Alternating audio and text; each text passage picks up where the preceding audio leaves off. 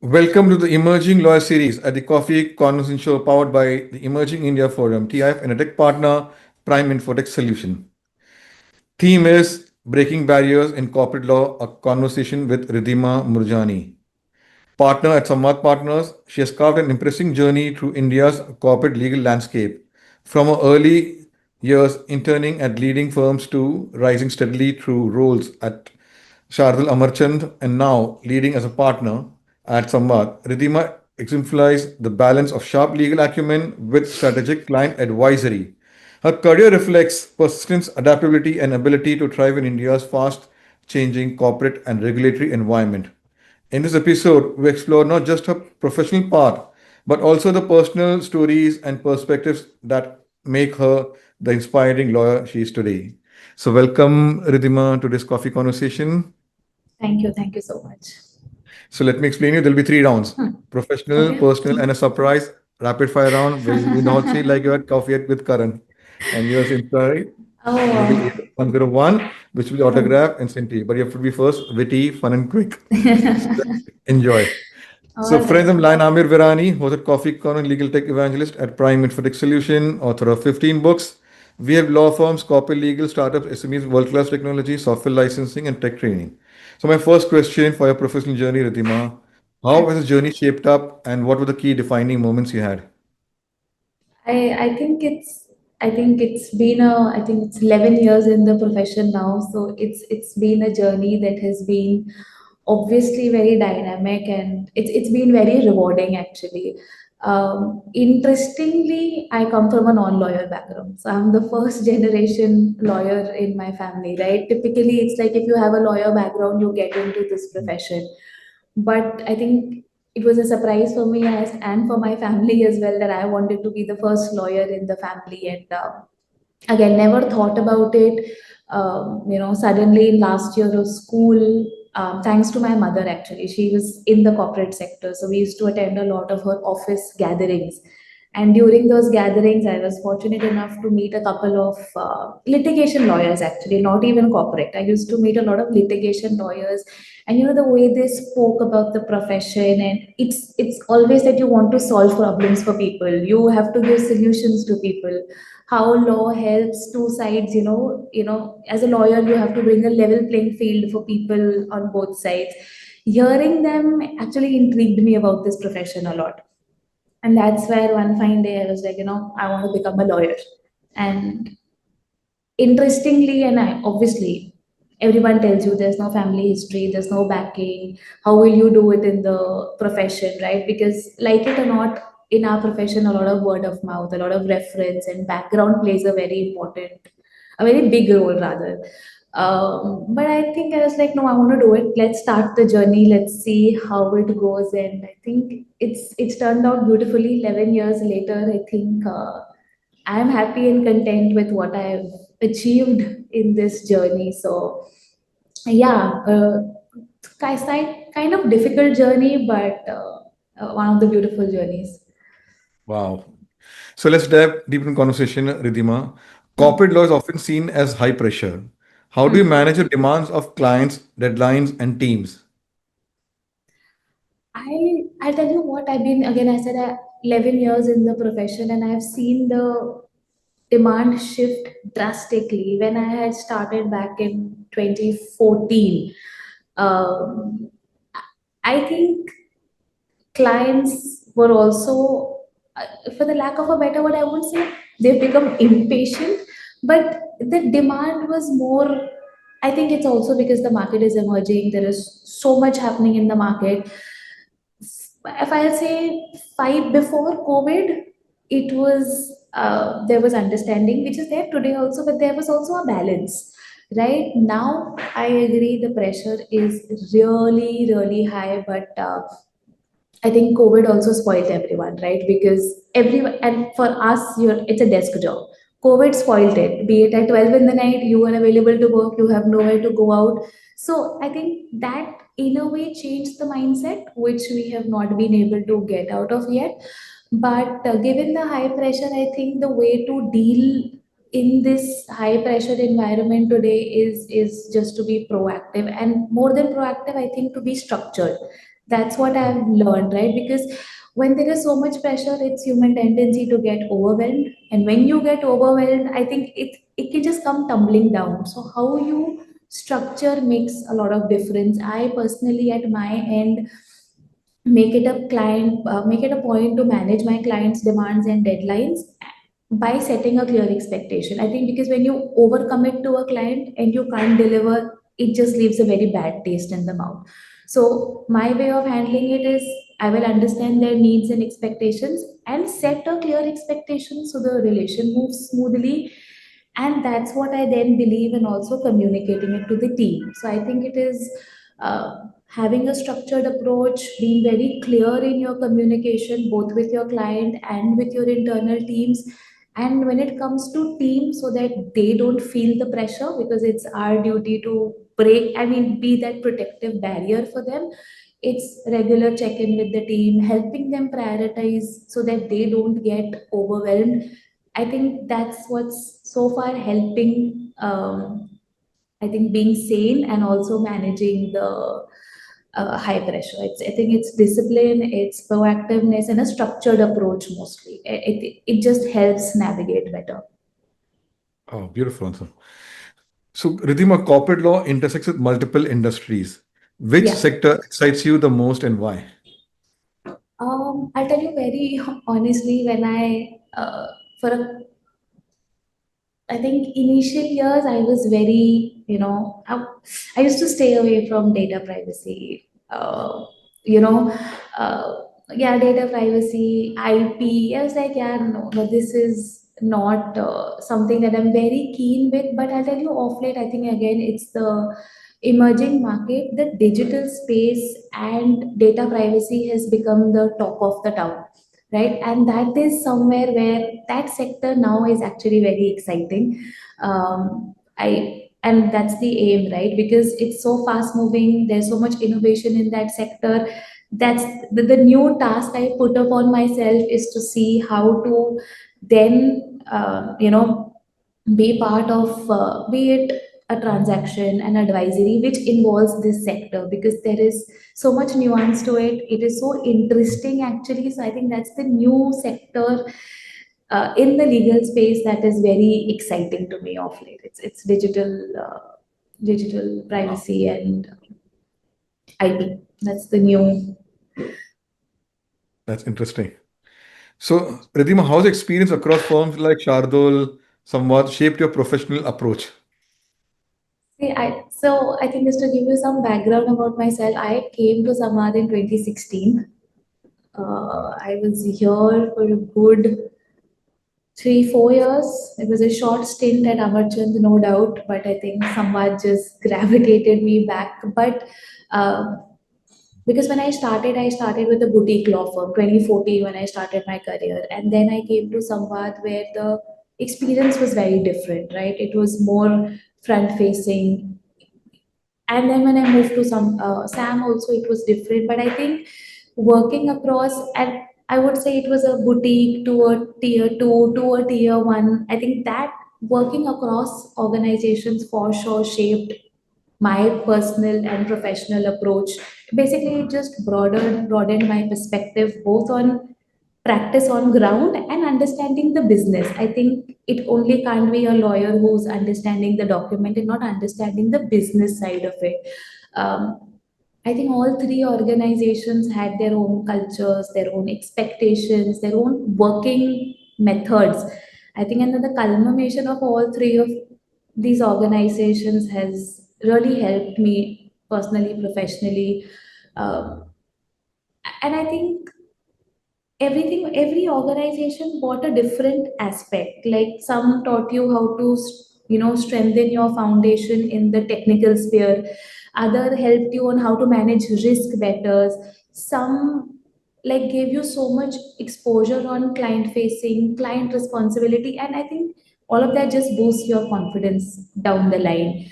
uh, so yeah, I think three organizations in the last 11 years, all three different experiences, which today actually I can confidently say has shaped my professional career. Wow, beautiful. So, how's your leadership style evolved over the years, Riddhima? My leadership style.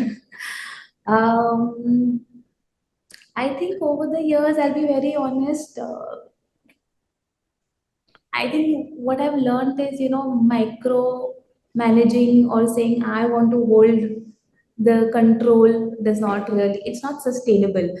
I think my journey is from an intern to a partner today. At every stage, it was like, it's easier to say, give it to me, I'll do it, move on. But I think what makes you a good leader is to have the patience to mentor, have the patience to let the person make the mistake, you correct that mistake. I think that's how I as a senior grows and I help the associate grow. So that is one good change I would say I've seen in myself. First it was I want the control in my hand. You will do everything in and around me, but to let go, to delegate, I think that's one of the good leadership qualities I think I've picked up, because that's how I have learned from my seniors. You have to be a very good mentor. If you can't mentor, you can't share that knowledge, it's not a working relation. So because my seniors had that faith in me and they let me be, I think initially I was very hesitant because it was like, it's my name and it's my client and I want to do it. But when you learn the art to not let go completely, but just leave, the other person grows with you and you also grow both as a professional, as a leader, and individually. So I think the art of delegating and being and trusting the other person, I think that's one of the good leadership qualities I think I Wow. have evolved developed over the years. Beautiful. So let's go memory down the lane, Riddhima. What's the most rewarding matter you have worked on that made you feel the impact of your work beyond just the client? I I think again, over a decade, there have been many, but I think one matter, and it was during the COVID period, right? I think we all, when we do a matter, our aim is to make sure our client is very happy with us. Our client is impressed with the work we do. I remember we were doing this matter during the lockdown, and our client was obviously the investor in the question. We had 2 months. I think 2 months was our outer timeline. So the inner timeline was, within a month and a half, we want to do everything. You diligence the company, you do everything. I want to close. Close means I want the company's control in my hand in under 2 months. And honestly, I was a newly promoted senior associate at that time. Newly promoted, maybe 1 year into, the designation of a senior associate, and obviously we met the timeline 2 months. I think we did it closer to a month and a half, and I think what stood out for me was the lawyer of the other side, and he was a partner on the matter. When the transaction closed, he personally called me and he said, I can't thank you enough for how you handled the matter. And honestly, my partner had that trust in me, so the partner interaction was less. It was basically me doing everything. And he called and he said, I can't thank you enough for how you helped our client achieve this 2 month timeline. And you've just been beautiful on the matter. You've decided to pick up 5, 7 things which you want to fight for, and you've taken it back, rather than, the typical lawyer's job, bring 100 things on the table, then negotiate for 2, 3 months. I think that just made me show that while my client was happy with me and my client appreciated me, the way I handled the matter left an impact on the other counsel, which is very rare. You'll hardly see calling up a counsel and saying, you helped it to, you helped the transaction go smoothly. So that really left an impact. And I think that also then changed my perception of, can't be a typical lawyer who wants to drag a negotiation. It's how you tell your clients, let's identify 10 things, and maybe on 10 you get 5 and be happy with it, the other 5 let go. So that also changed my perception of how to handle a transaction rather than being the typical lawyer. I think that was a good learning experience for me. That's a very beautiful advice you're sharing on this front. Yes, by you're taking counsel and other Yeah. ye side interest and working together. I think that's just how you don't even, you don't even, how do I put it? You don't really leave a bad taste in the mouth for the other person, that this person is Yes. only, you're fighting for the biggest thing to the smalling thing, and your point is, I'm not going to let go. It leaves a very bad taste, both maybe in Hmm. your client's, mouth as well, but for the other one for sure. So it's again, solution oriented is something I learned from that transaction, that you have to deliver solution. Everyone Wow, else can do the job of dragging a transaction. that's impressive. So, Riddhima, the legal industry is rapidly evolving with AI and tech. What's your view on how it will reshape law practice in the coming years? I'll tell you how it will reshape, as I told you, right? There undoubtedly AI is the next big thing. I think in every industry, why just legal industry? I think everywhere AI is the next big thing, and it is a very powerful tool. I think if you know how to use that tool, you can make good use out of it. Again, good bad can happen, but I think for the legal industry, how it's going to reshape it is, again, I told you, right? Again, I'll talk from a corporate lawyer's perspective. From a litigation practice, I'm not sure how much use they can make out of AI.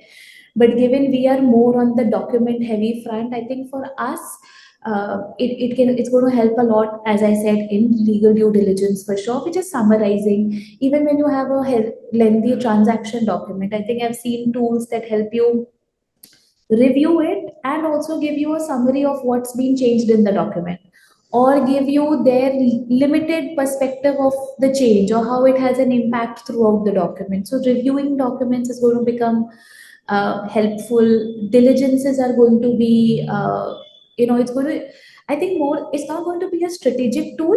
It's just going to help free the little bandwidth of the, associates on the matter. Strategic, obviously, where we are there, it's never going to replace humans, right? It's a tool to help us, not really replace lawyers. So I think that way it's a very helpful tool. And again, and lawyers who can really use that tool, I mean, use it to get technical expertise and use your strategic abilities, I think it's a very good tool. Wow. So let's go in future. Looking ahead, what are your aspirations for the next 10 years in your legal career?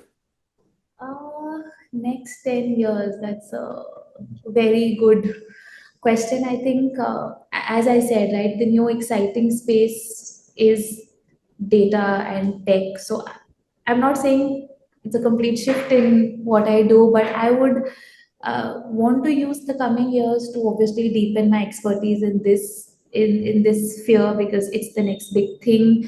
And also focus on emerging sectors where technology and sustainability, that's the new thing, sustainability, technology, right? So I think the next phase of my career is where I want to focus on these sectors, deepen my knowledge in these sectors, and then maybe obviously be involved in compliances, transactions, specifically in these two sectors. And I think, apart from being a good lawyer, just focus to be a good mentor and leader for people who are in the organizations, help them also honor their skills. Wow, beautiful. So we wish you the best. You whatever you said, we'll keep a track every year. Please Of do, your- please do. yeah. Okay. So my last question for your personal journey round.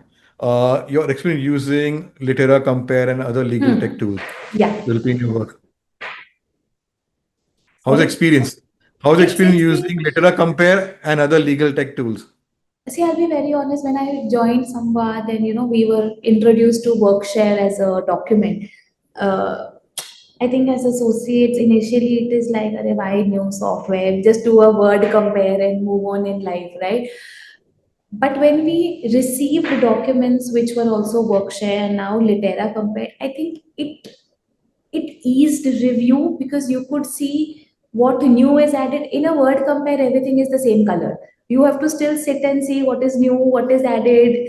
Litera, I think, made life very, it made review kind of easy, right? You could see the addition, the deletion, so you knew the person's thought process also in reviewing the document. That made a big difference. If someone has deleted something on top, you knew it had a consequent impact throughout. I think word compare So I think receiving a litera compare document actually makes me very happy, opposed to receiving a word compare document. I think that makes me very happy. The review becomes seamless, and it's I think yeah, the review becomes seamless. Wow. You're the second lawyer, which a law firm who's taught Mhm. about other person thought process. It genuinely reflects that, because in the same You're sentence going you will so say much a depth. deficient. I think because this morning I was reviewing the litera compare, and it just shows you in the same sentence the deletion and the addition. So the thought process comes out there. In a word Yes. compare, you'll want to first put your cursor to see this one's edit, that's one's edit. So it just reflects the thought process of the person. So then you can work accordingly with Yeah. that person when you're meeting, Yes, yes. yeah, in person or You Zoom know or who you're going whatever. to talk to. You've already understood their thought process. So you know if Yeah. you say X, the Y counter is going to come. So it just makes you very familiar with the person on the other side. Wow. So that is your qualities of developing or apna Yeah. ye skill sets of looking deeper. Yeah, that's right. Wow. Okay. I'm also learning what office, because this forum is all about learning Yeah. the conversation. I So think the let's more go to you the next one. interact with different people, you get a lot of perspective of how people see things. Wow. So let's go to the next round and understand Hmm. more Riddhima as a person. Tell us about your family and your formative years. Briefly, I've talked about your mother, but let's hear in detail. So I think it's a small nuclear family. It's my dad and I have an elder sister, so it's my dad and my sister now. I think for everyone, your formative year really shapes who you are as a person, right? So for me, formative years were all about discipline, because my grandmother ensured that we were very disciplined. We had a bedtime routine. It was all routine. It was a timetable we used to work on. So my formative years were all about discipline. Our parents developed that curiosity in us. You ask questions. So discipline, curiosity, and I think one thing as our parents really wanted to instill in us was adaptability. You should know how to adapt to the changing situations or scenarios in life. So, and we were always surrounded by people who really valued, I think, learning, hard work, which shaped the way I am. So for me, hard work and discipline is the key. I think I tell all my associates who come to me that if you're hardworking and if you're disciplined, the journey becomes little easy. But if that basic hard work and discipline is not there, it just makes the journey very difficult. So yeah, the discipline, hard work, that is how that were the key things while we were growing up. Wow. So, Riddhima, what's your go-to stress-busting activity after a long day of working through the documents? See, if you would have asked me 5 years earlier, I would have said I would take a book and sit and read. But if you ask me today, I just like to sit to myself. There is, it when you're just sitting to yourself, there is more introspection.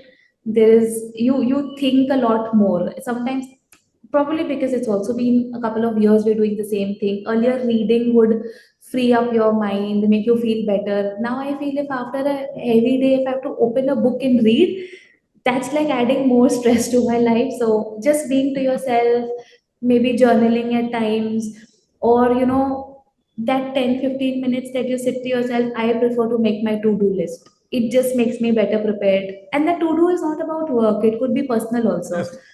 Yeah. I just like sitting to myself, probably doing nothing at times, just looking at the wall, just that free time for yourself. So that is my stress busting of late. No reading books, nothing.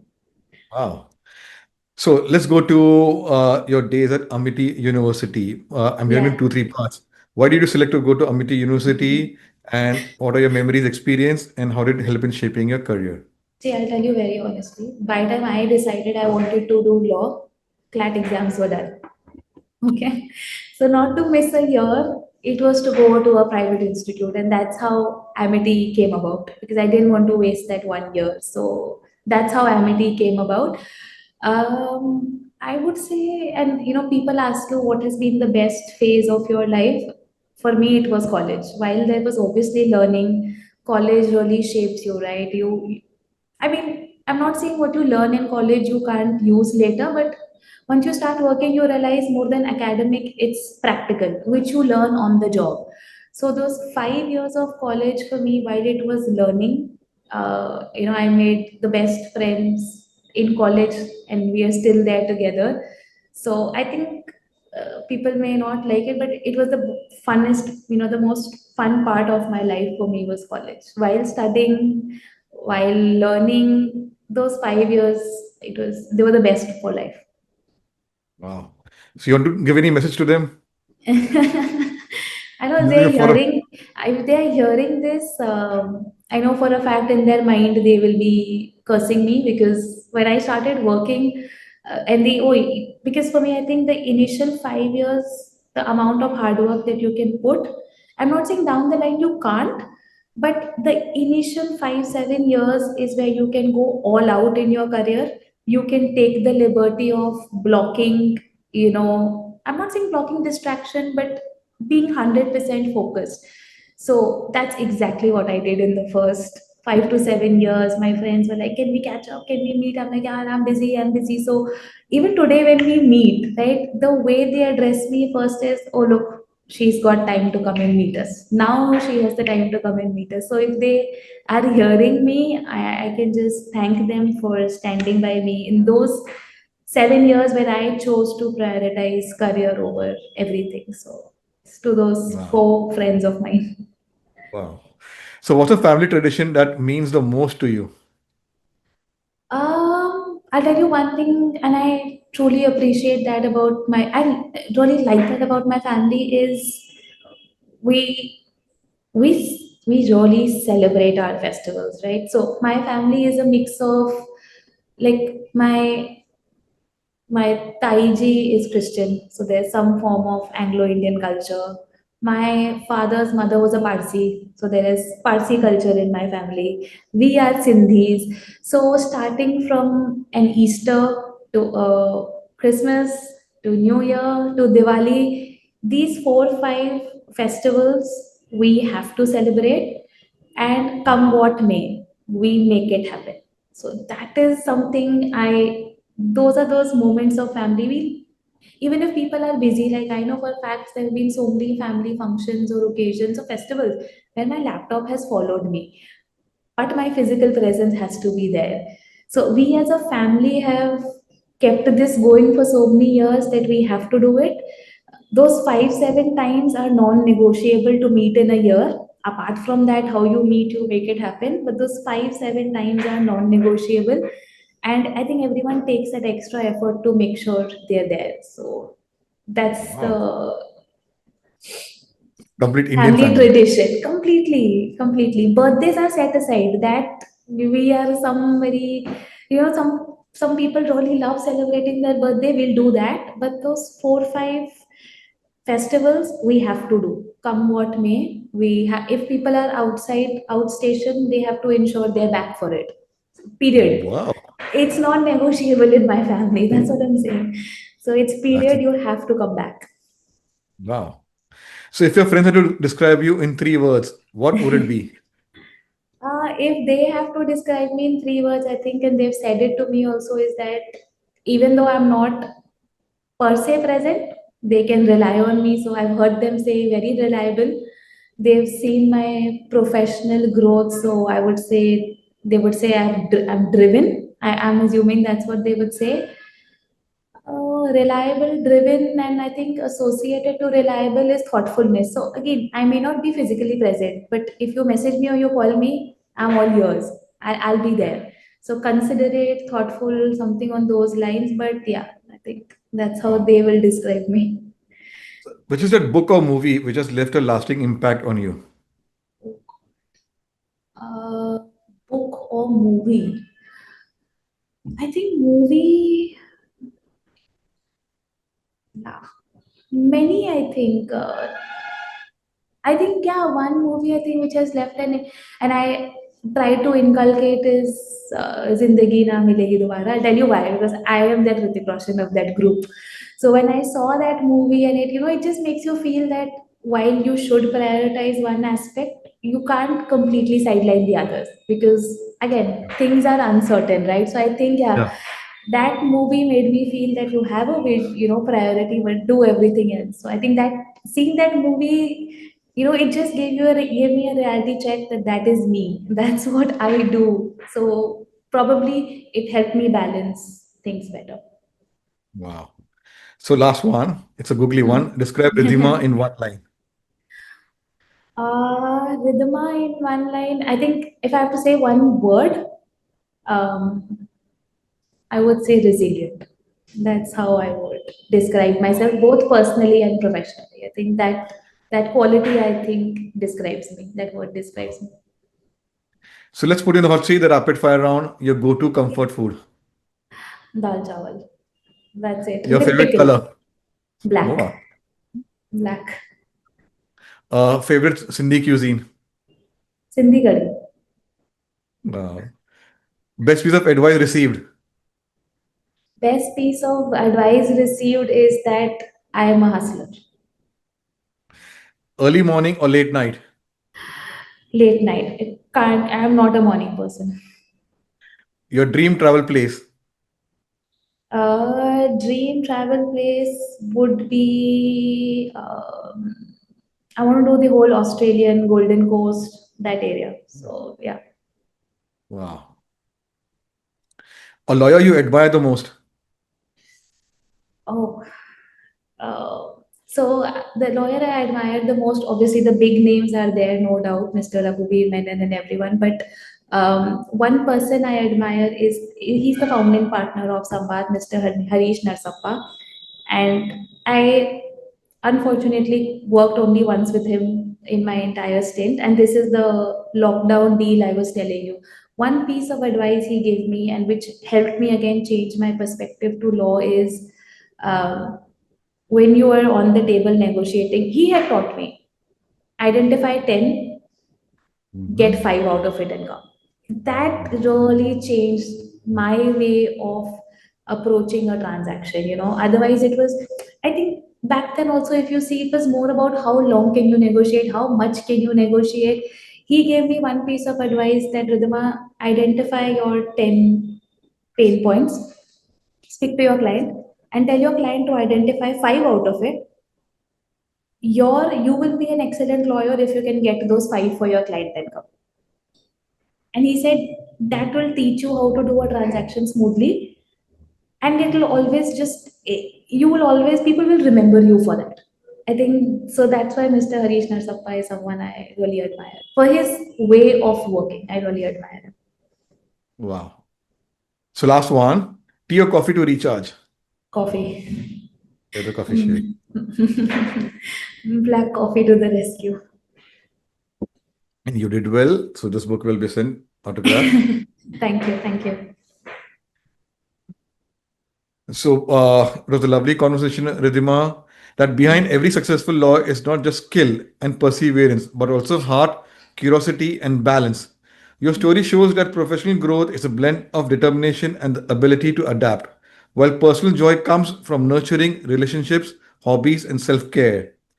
As you continue to inspire young lawyers with your journey, you embody the spirit of the emerging lawyer, resilient, insightful, and ever evolving. So there are 500 plus coffee speakers. Subscribe to the Coffee Con Show. You will get a lot of professional, personal insights, imbibe, implement in your lives, and you see change.